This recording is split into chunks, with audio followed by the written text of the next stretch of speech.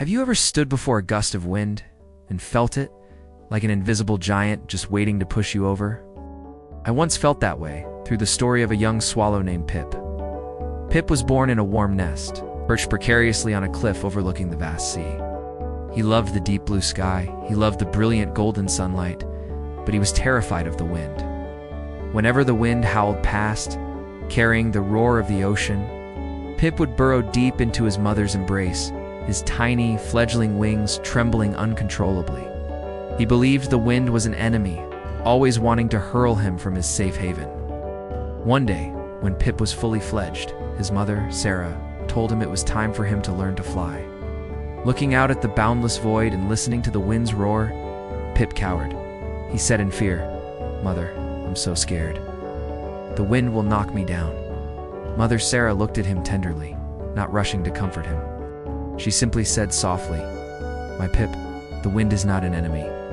The wind is a teacher. It is these powerful gusts that will teach you just how extraordinary your wings truly are."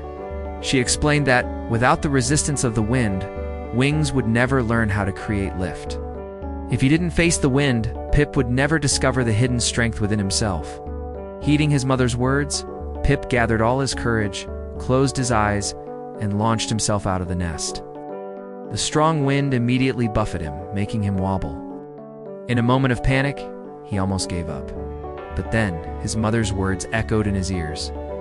He snapped awake, beginning to flap his wings powerfully, not to fight against the wind, but to yield to it. It was miraculous. He felt an invisible force lifting him higher. He was no longer falling, he was flying. Pip realized his mother had been right. The wind didn't want to defeat him, it was only challenging him. The more powerfully he flapped his wings, the higher he flew, gliding upon the very thing he once feared. Our lives are much like Pip's first flight.